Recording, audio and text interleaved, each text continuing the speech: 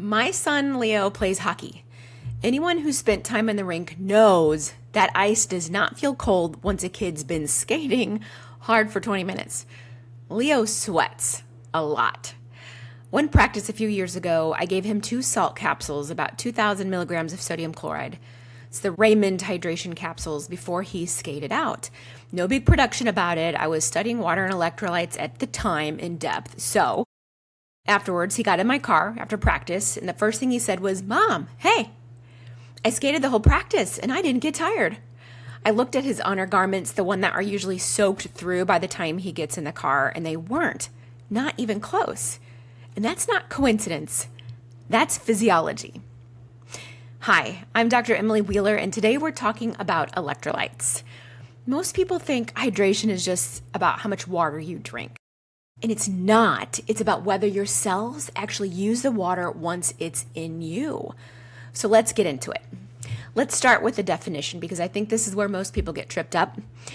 An electrolyte is simply a mineral that carries an electrical charge once it's dissolved in fluid. Sodium, potassium, magnesium, calcium, chloride, these are all minerals. And when they're dissolved in your blood, in your sweat, or the fluid inside and outside of your cells, they become electrolytes. And here's the confusion I hear all the time. People think minerals and electrolytes are two separate things, and they're not. Every electrolyte is a mineral. What makes it an electrolyte is what it's doing. It's carrying a charge, moving fluid, sending a signal.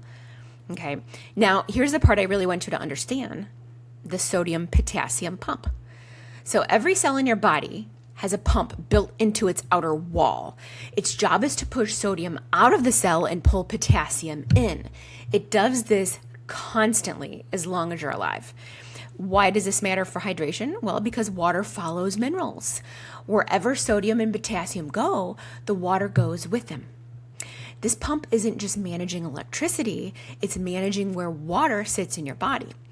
Inside the cell where it belongs, or outside the cell, doing you no good. And that mechanism sits underneath everything that we're going to talk about today.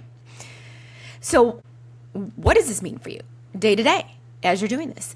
These electrical gradients help your nerves fire, your muscles contract, and your heart beat. They also help your body manage where water goes and how it gets used. Hydration isn't about volume. It's about whether the pump has what it needs to move that volume where it belongs. You can drink a gallon of water a day and still be functionally dehydrated at the cellular level if you don't have the minerals to move it where it needs to be. So let's talk about who's most likely to be running low. Well, kids and athletes. This is Leo's story. He's an active kid, especially ones sweating through practices and games and multiple times a week. They lose sodium, potassium, magnesium, right alongside with water. And most parents think about hydration only in terms of drink more water, but that's just really half the picture. So we got kids and athletes. We also have winter.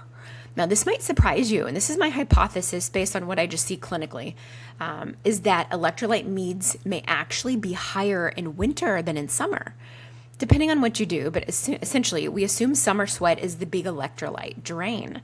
But I think what winter does, okay, think indoor heating, running constantly, think dry air pulling moisture straight out of your skin, and most people drinking less because they're not thirsty the way they are in July. Less obvious sweat, but a steady, quiet fluid loss most people never account for.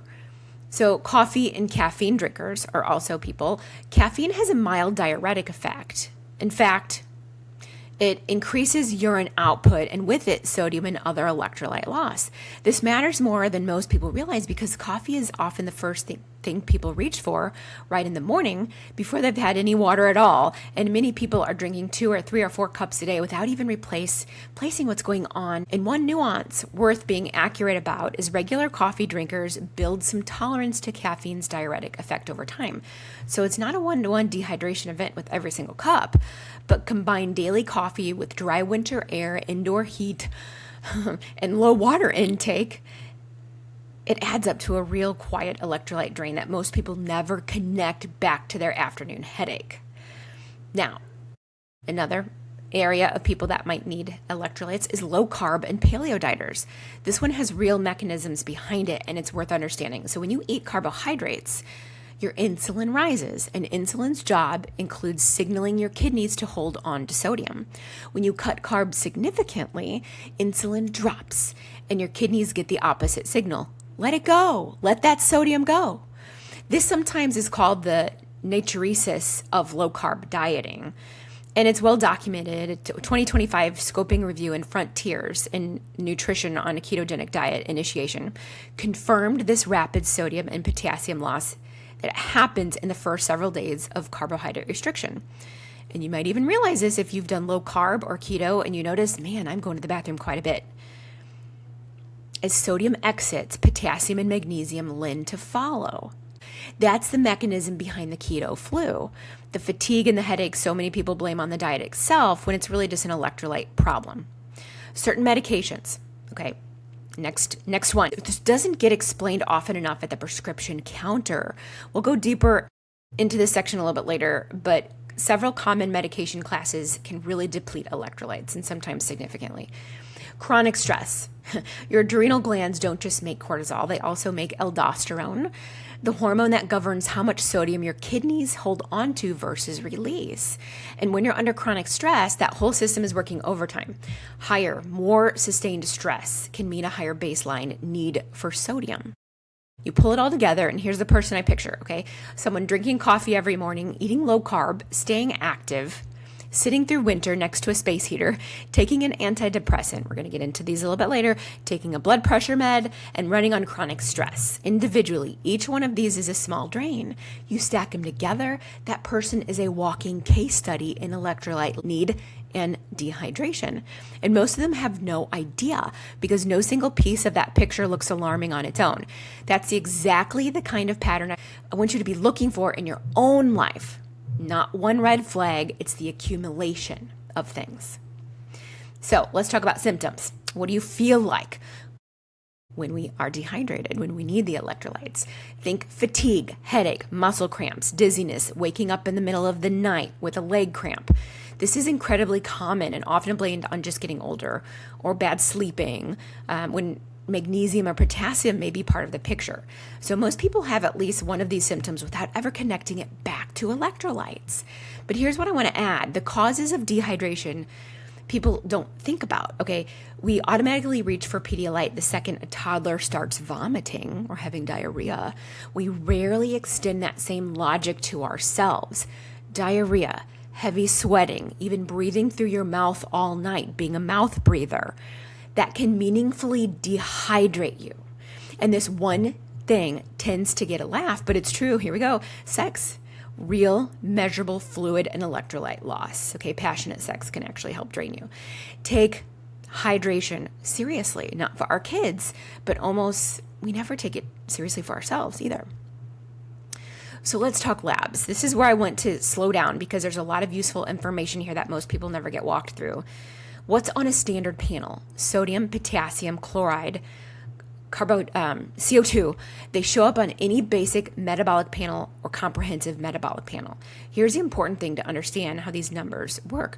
Your body works extremely hard keeping that serum sodium and potassium in a tight, stable range, even at the expense of other systems. That means you can feel genuinely symptomatic and still have a normal number on paper. A normal panel tells you your body is compensating well enough to hold the line. You're staying alive. Good job. It doesn't tell you what it cost your body to hold that line. Two other conventional markers are more useful for spotting dehydration specifically than people realize. The BUN to creatinine ratio, that's an elevated ratio. It's a genuinely useful clue for dehydration. And in my experience, almost no one has ever had this explained to them with that, even if it's sitting right there on labs they've already had drawn.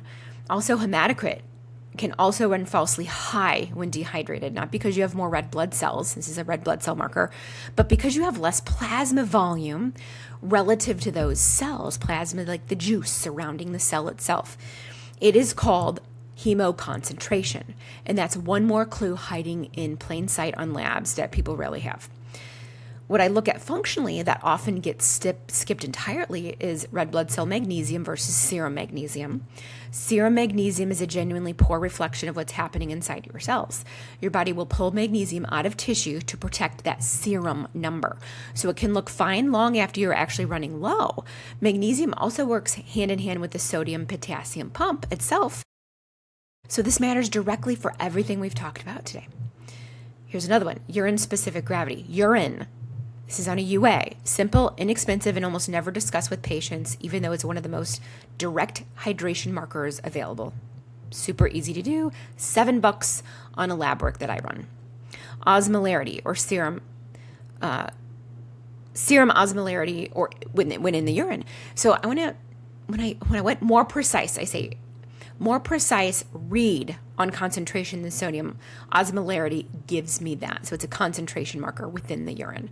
Okay, here's a line I want you to remember from this whole section. A normal basic panel doesn't mean your hydration status is optimal. It means your body is compensating well enough to keep that number in range. Now, the medications. Okay, so I want to walk through these by what they're actually prescribed for, because most people know that they're on a blood pressure pill or an antidepressant. They don't necessarily know the actual drug class of the name. So let's connect the two, okay? If you're on a blood pressure medication, specifically thiazide diuretics, this is one known, okay? This is one to know.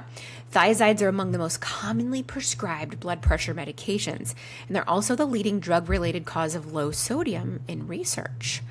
Common examples include hydrochlorothiazide or chlorothiazidone and indapamide, okay? A related group, loop diuretics, work differently in the kidney but pull sodium, potassium, and chloride out right along with that extra fluid. One of the most common is furosemide, also known as Lasix. Okay. If you're on an antidepressant for anxiety or depression, specifically an SSRI or selective serotonin reuptake inhibitor, these carry a well-documented dose-dependent risk of low sodium, especially in older adults. That risk rises significantly when an SSRI is combined with a diuretic. Common examples include sertraline or Zoloft, Lexapro, fluoxetine, Prozac. Those are some commonly known ones that can really pull that electrolyte need out. If you're on a seizure medication, also known as an anticonvulsant, you might be thinking, I've never had a seizure, so why would this apply to me? These medications are also commonly prescribed for nerve pain, migraine prevention, and mood stabilization. Examples are like carbamazine, oxycarbazepine, valproic acid. Disclaimer here, I am not, I don't prescribe medication. I just know what things deplete them. So I may be tearing these apart, but it is what it is. Correct me if you want, please. A 2025 review in the Journal of Biomedicines specifically identified thiazide diuretics and antidepressants as the leading drug classes behind drug-induced low sodium.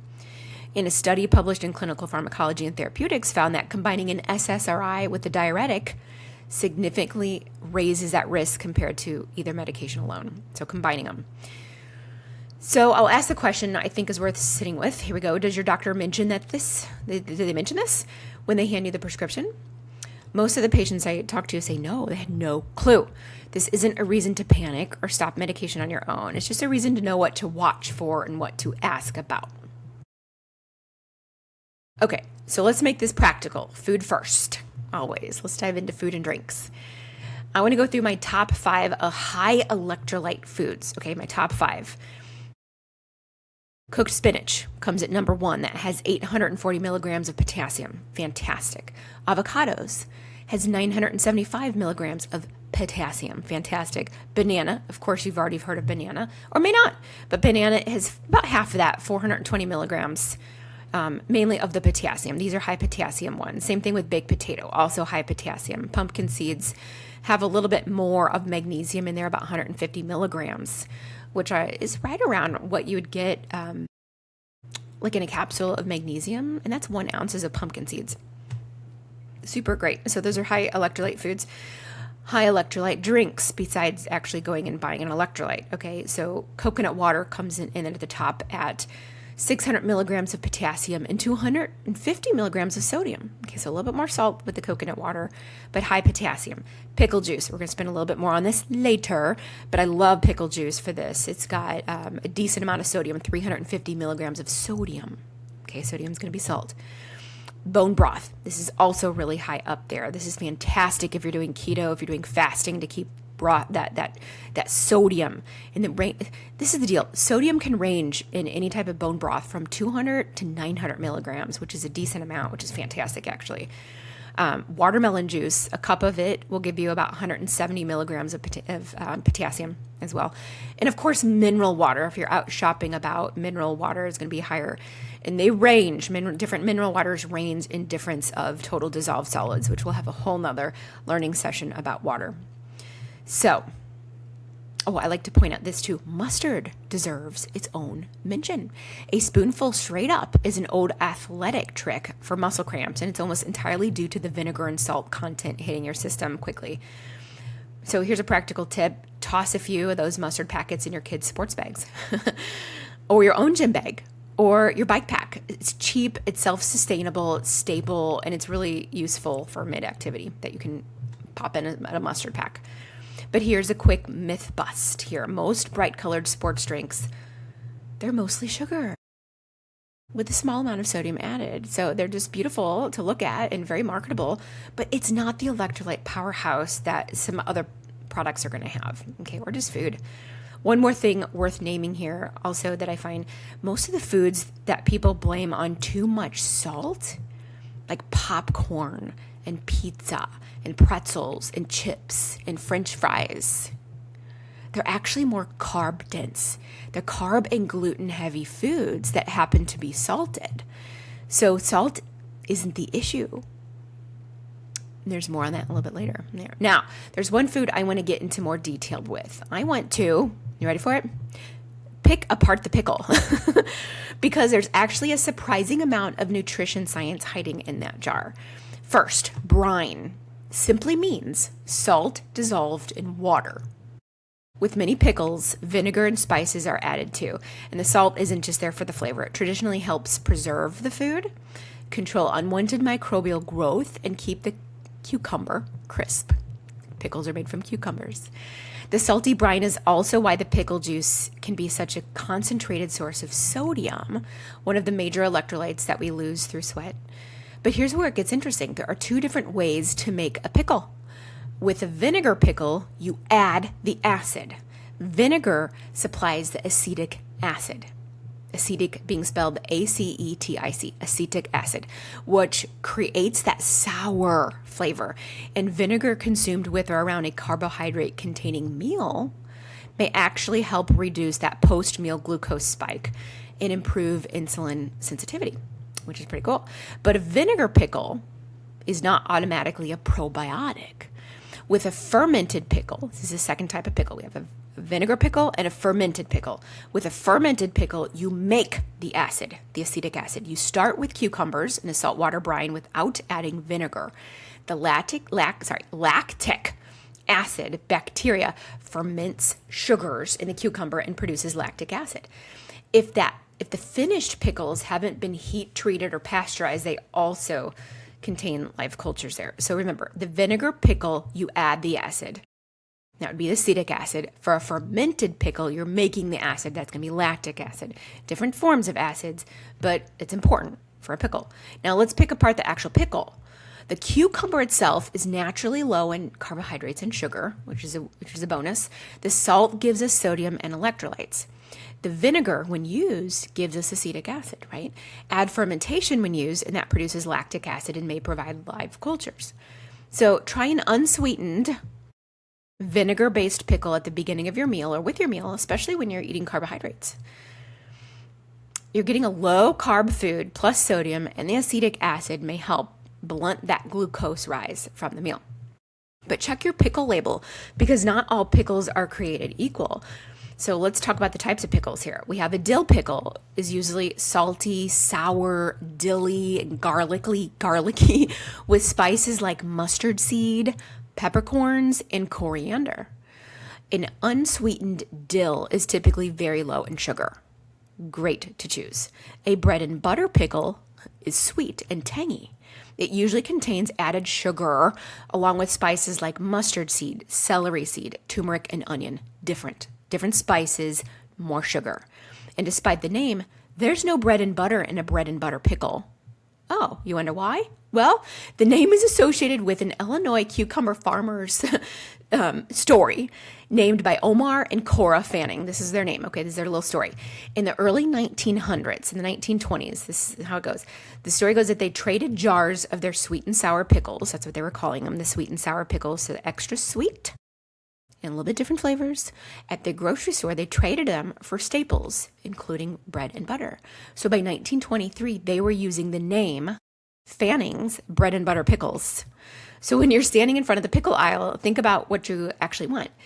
Do you want the electrolytes? Check the sodium. Do you want low carb? Look for an unsweetened dill. You want live cultures? Look for naturally fermented, unpasteurized pickles with live cultures that you'll typically find in the refrigerated section. You want blood sugar support? Choose a vinegar-based pickle without added sugar and try it with your meal.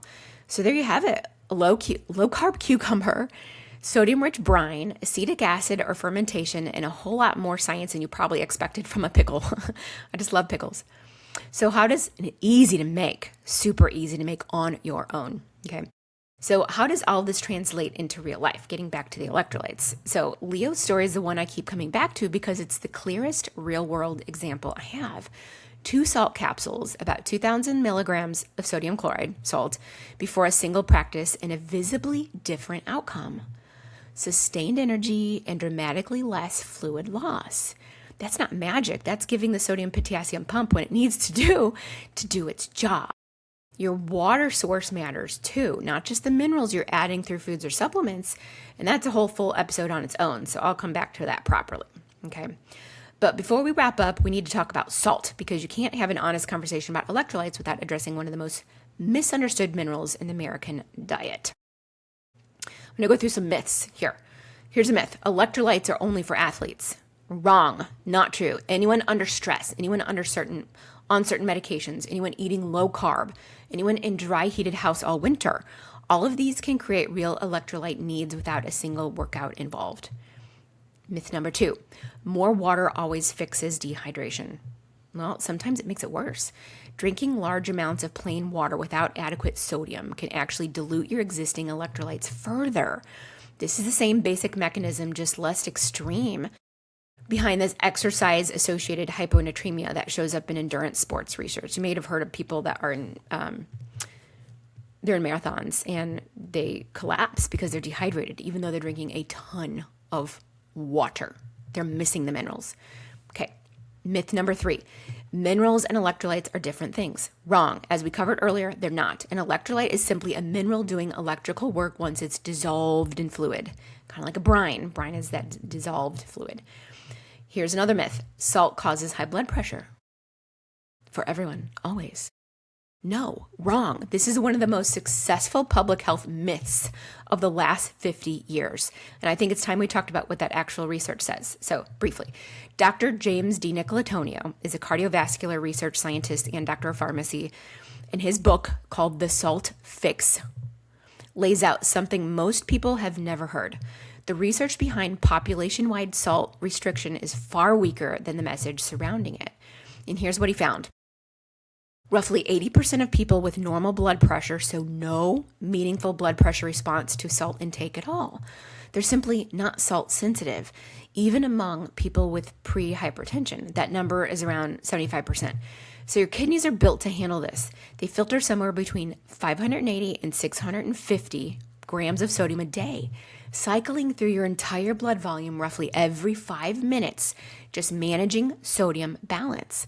This is not a fragile system. And the data on low sodium diets is more concerning than most people realize. I found this on the web. Oh my gosh.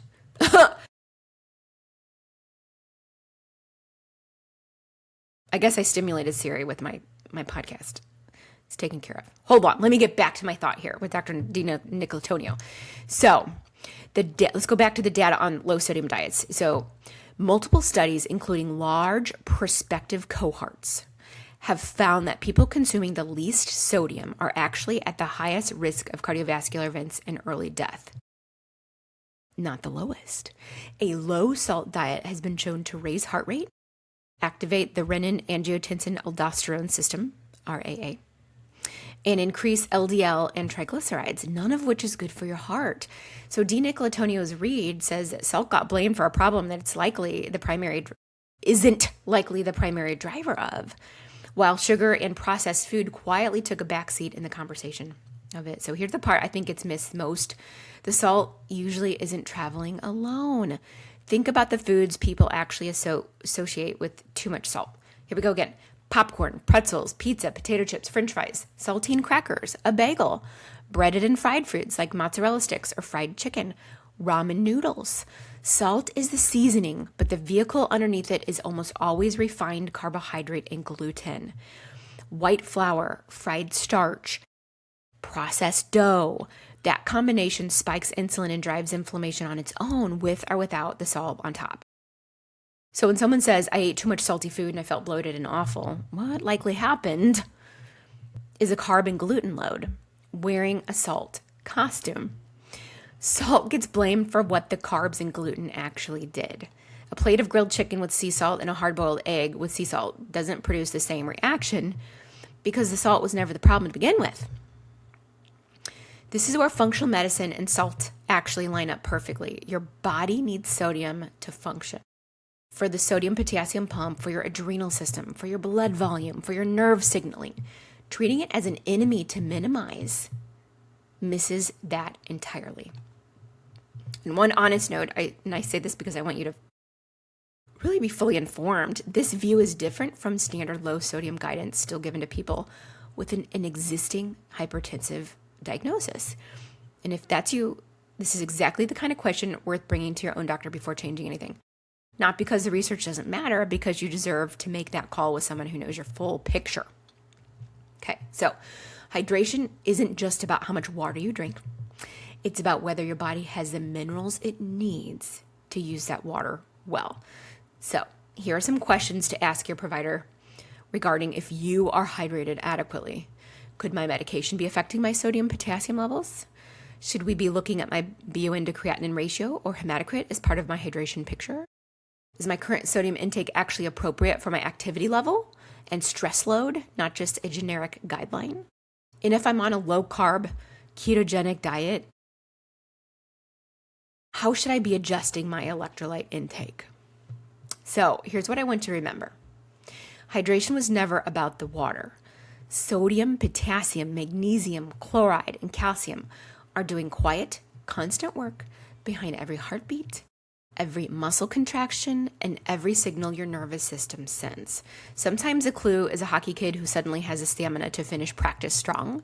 Sometimes it's in the afternoon. It's that headache you keep blaming on stress, or the leg cramp that wakes you up at 2 a.m. Those symptoms aren't random. They're information. So the next time your instinct is to simply drink more water, pause and ask a better question. Does my body also need the minerals that help use that water? Does it?